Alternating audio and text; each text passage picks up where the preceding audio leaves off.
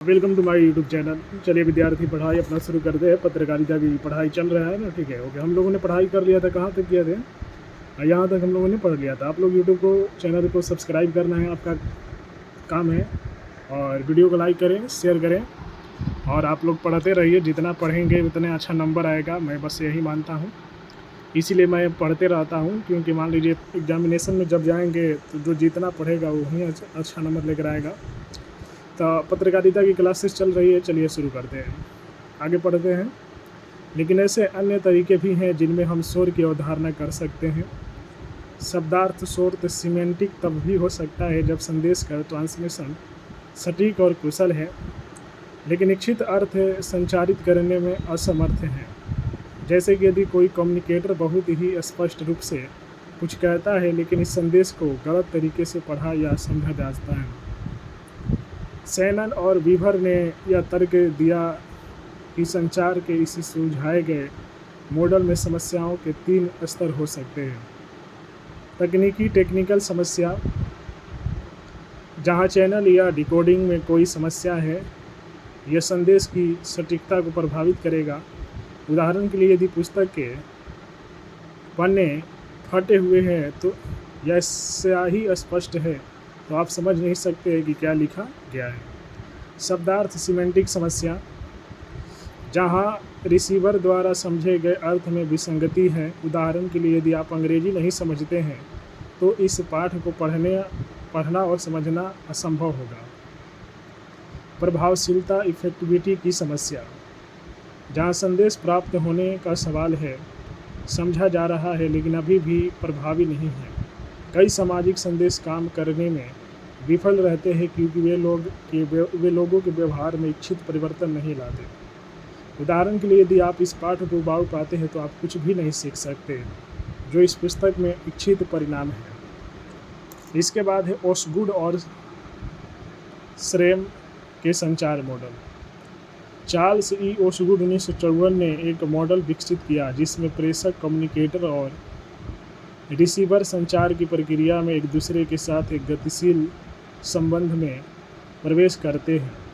उनके अनुसार संचार प्रक्रिया एक तरफा होने के बजाय द्विपक्षीय है और समान रूप से महत्वपूर्ण है। देखिए, मैसेज हो गया ऊपर, नीचे भी मैसेज हो गया। ये आपका सोर्स हो गया, ये रिसीवर है। Encoder, decoder, interpreter, decoder, encoder. ठीक है, चित्र 2.2 है।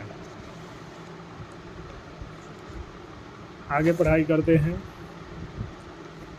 इस मॉडल में स्रोत या प्रेषक कम्युनिकेटर एक संदेश को एनकोड करता है जो रिसीवर द्वारा डिकोड और व्याख्या की जाती है, लेकिन यह प्रक्रिया यहीं ख़त्म नहीं होती है। अब रिसीवर इस संदेश को एनकोड कर स्रोत को भेजता है। यह संदेश अब स्रोत द्वारा डिकोड और व्याख्या की गई है।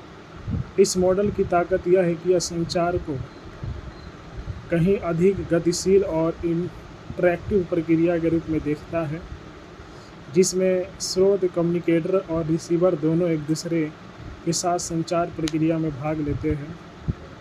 विल्बर श्रेम 1971 ने संचार की प्रक्रियात्मक प्रकृति के विचार पर आगे विस्तार से बताया। उन्होंने संचार प्रक्रिया में एक और बहुत महत्वपूर्ण तत्व जोड़ा जिसे प्रतिक्रिया, फीडबैक के रूप में जाना जाता है। ये आप लोग चित्र देखिए 2.3। Encoder, interpreter, decoder. मैसेज हुआ, मैसेज भेजा गया इनके पास, डिकोडर के पास। इंटरप्रिएटर, एनकोडर और इंटरफेरेंस, ये यहाँ से मैसेज भेजे इनके पास। ठीक है, ये फीडबैक है। इसलिए जब ए बी के साथ बातचीत में होती है तो घटनाओं की निम्नलिखित श्रृंखला होती है। ए एक संदेश को एनकोड करता है और इसे चैनल के माध्यम से भेजता है। बी संदेश प्राप्त करता है और इसे डिकोड करता है और अपनी प्रतिक्रिया भेजकर जवाब देता है। यह प्रतिक्रिया एक इशारे या एक शब्द या यहाँ तक कि एक लंबे वाक्य के रूप में हो सकती है। प्रेषक प्रतिक्रिया की मदद से अपने संदेश की प्रभावशीलता को समझने में सक्षम होगा, जो बदले में बेहतर संचार का कारण बनेगा। प्रतिक्रिया का तत्व श्रेम के मॉडल का पारस्परिक और प्रकृति में बेहद इंटरैक्टिव बनाता है। श्रेम के अनुसार संचार प्रक्रिया को कहीं शुरू करने और कहीं समाप्त होने के रूप में सोचना भ्रामक है या वास्तव में निरंतर है। श्रेम ने जोर देकर कहा कि संचार प्रक्रिया के दौरान स्रोत अपना दिमाग में एक चित्र बनाता है, लेकिन ये तब तक ट्रांसमिट नहीं हो सकता जब तक वे संकेतों में एनकोड ना किया गया हो। चित्र 2.4 समझिए। एनकोडर है, ट्रांसलेटर है, डिकोडर है, मैसेज भेजे, ये फीडबैक भेजा, ठीक है। इसी तरह यूट्यूब पर भी है, जैसा आप वीडियो बनाएंगे वैसा आप लोगों को रिएक्शन मिलेगा, समझ रहे हैं, पढ़ना है। इसलिए पहला चरण शब्दों या अन्य प्रतीकों में संदेश का एन्कोडिंग है। इस प्रकार एन्कोडेड संदेश प्रेषक से मुक्त हो जाता है। दूसरे शब्दों में प्रेषक का संदेश पर कोई नियंत्रण नहीं है। इससे पहले कि हम संदेश की प्रभावशीलता पर विचार करें, हमें इस बात पर विचार करने की आवश्यकता है कि क्या संदेश वांछित अर्थ लाएगा। इसके लिए मैसेज को रिसीवर को डिकोड करना होगा।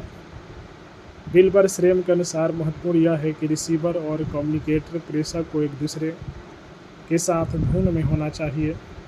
यह एक रेडियो ट्रांसमीटर और रिसीवर के लिए सिग्नल को प्रसारित करने के लिए एक आवृत्ति पर होने की आवश्यकता के समान है। फील्ड ऑफ एक्सपेरिमेंट्स है, सोर्स एनकोडर है, सिग्नल है, डिकोडर डेस्टिनेशन है। चित्र 2.5। इस मॉडल में श्रेम अनुभव के क्षेत्र फील्ड ऑफ एक्सपेरिमेंट्स की अवधारणा का परिचय देते हैं, जो संचार के लिए महत्वपूर्ण है। ये क्षेत्र एक व्यक्ति के पास कुल मानव अनुभव की परिधि के अलावा कुछ भी नहीं है। यदि कम्युनिकेटर स्रोत और रिसीवर दोनों एक दूसरे के साथ धुन में हैं, तो संकेत दो व्यक्तियों के संचित अनुभव के हलकों के भीतर होगा। ऐसे मामलों में संचार प्रक्रिया इच्छित संदेश देने में सक्षम होगी। आइए हम एलिवेटर शब्द के बजाय लिफ्ट शब्द के उपयोग के उदाहरण के जरिए समझें। प्रेषक अपने अनुभव के अनुसार संदेश को एनकोड करेगा, इसलिए अगर लिफ्ट शब्द का इस्तेमाल किया जाता है और रिसीवर इससे परिचित नहीं है, तो जिस संदर्भ में प्रेषक इसका उपयोग कर रहा है उस संदर्भ में संचार में कठिनाई होगी। यहाँ समस्या यह है कि लिफ्ट रिसीवर के अनुभव के क्षेत्र का हिस्सा नहीं है, वह एलिवेटर शब्द से ज़्यादा परिचित है। इस प्रकार यह महत्वपूर्ण है कि किसी संदेश को एनकोड करने के लिए शब्दों, संकेतों या प्रतीकों का चयन करते समय प्रेषक रिसीवर के अनुभव का ध्यान में रखता है। इस उदाहरण का उपयोग शब्दार्थ शोर की अवधारणा को समझने के लिए भी किया जा सकता है। आगे पढ़ेंगे कि चिन्ह क्या है। उत्तर: संदेश संकेतों और प्रतीकों से बने होते हैं। संकेत एक संकेत है जो अनुभव में किसी चीज़ का प्रतीक है। कोई संकेत किसी शब्द, छवि, ध्वनि या इशारे के रूप में हो सकता है, इसलिए यह चिन्ह स्वयं के अलावा किसी अन्य चीज़ का प्रतीक है। उदाहरण के लिए, कुर्सी शब्द का उस वस्तु से कोई स्वाभाविक संबंध नहीं है जिसका वह प्रतिनिधित्व करता है। यह रिश्ता अंग्रेजी भाषा में परिपाटी द्वारा बनाया गया है। कुर्सी शब्द की व्याख्या सांकेतिक स्तर पर उस वस्तु के रूप में की जा सकती है जिस पर हम बैठते हैं, जबकि सांकेतिक स्तर पर यह शक्ति या पदानुक्रम का प्रतीक है। यह शब्द उन समाजों में अर्थहीन हो सकता है जहां लोग बुनी हुई चटाई का उपयोग करके फर्श पर बैठते हैं। ऐसा इसलिए है क्योंकि यह उनके अनुभव के क्षेत्र में हिस्सा नहीं। और तो ये क्लास यहीं पर जो कि एंड करते हैं। आगे जो पढ़नाई करना है वो है बर्लो का संचार मॉडल। लेक्चर अच्छा लगा हो तो आप लोग वीडियो को लाइक करें, शेयर करें। ज़्यादा से ज़्यादा पढ़ने वाले नागरिक को हमारे चैनल से जुड़े, जो पढ़ाई करना चाहते हैं, उनको जो पढ़ाई से रिलेटेड वीडियो देखना चाहते हैं, तो वीडियो को ज़्यादा से ज़्यादा लाइक करना है, शेयर करना है। जिस तरह आप लोग मेरे न्यूज़ चैनल पर अपना सपोर्ट दिखाए थे, उसी तरह इस चैनल को भी सपोर्ट दिखाएं। 1 लाख सब्सक्राइबर करें जितना जल्दी हो सके, वीडियो को लाइक कीजिए, शेयर कीजिए। हर हर महादेव, जय माता दी, बम बम भोले।